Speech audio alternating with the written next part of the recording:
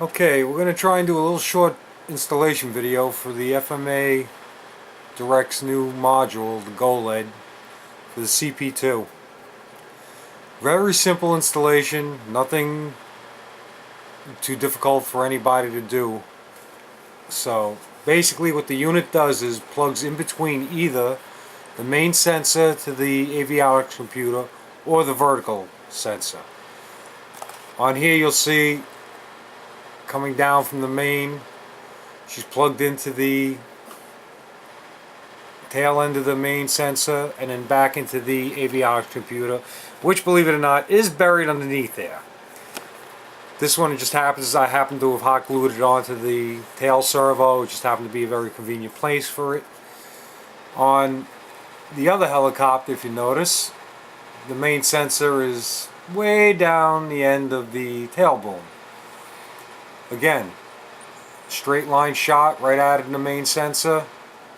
There's the other GoLED, and back into the helicopter's electric, back to the avionics computer and set up.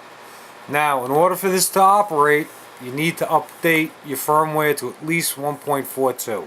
I believe the latest now is 1.47, which is what these are at. And what'll happen is, and hang on, I have to reach around and do some funky switching because I can't see what I'm doing, but I'll get there. There you go. Now, being indoors, it's going to do what it wants to do when it wants to do it. I can fool the sensor this way. Now it tells you, ooh, great flight conditions indoors. No, not really, but you see what I mean. The other nice thing about this unit, it has onboard diagnostics now. If there's something wrong within the system, if you press the button, and there are no errors in the system, so it just turns the LEDs off.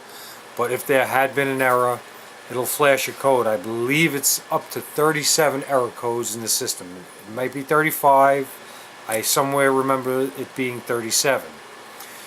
What'll happen is it'll flash the codes out in two sequences. 1 through 9 are short flashes. When it gets to 10, it turns to a long flash. So if you had an error code of, let's say, 13, you'll get a long flash of the LEDs, then 3 short flashes. That would be the code count. I don't believe the error codes are listed yet. If you do wind up with an error code, you can email FMA Direct and they will decipher what the code is, or if they decide to choose to list the codes. Either way, you'll get an answer to what the code is by virtue of either email or if they decide to post the error codes out. 35 or 37 of them. A bit confusing for a lot of people to keep track of, but it works. As I said, now with the system on, it's real-time flight conditions. I'm fooling the sensors right now as thinking it's outside and everything is perfect. It will give you a green go for flight in 3D mode and in standard mode. It's flashing indoors, so it's telling you your flight capabilities are reduced in poor conditions, but it will still operate, and most likely is not the most effective in 3D. So I wouldn't be doing that if it were in the condition. The last condition, and I don't think I can replicate it, is, no, I can't, would be red, which means the system isn't functioning, it's turned off, and you're basically flying on your own. That's the main gist of the unit. It gives you a real-time visual of flight condition. Very helpful. You don't have to keep sitting out there with the hand programmer and checking pre-flight and the conditions. This will tell you instantly whether you're good or bad.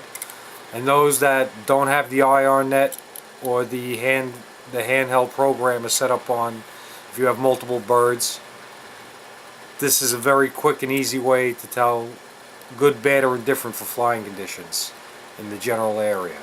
As I said, it's a simple straight line plug-in from the main sensor or the vertical sensor. Location, preferably in a high visibility area.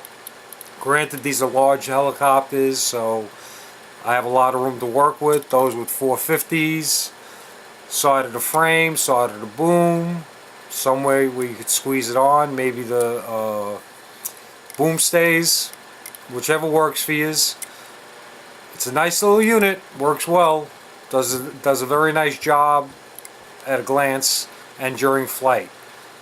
I hope this is helpful for most of you anyway, and good luck with it.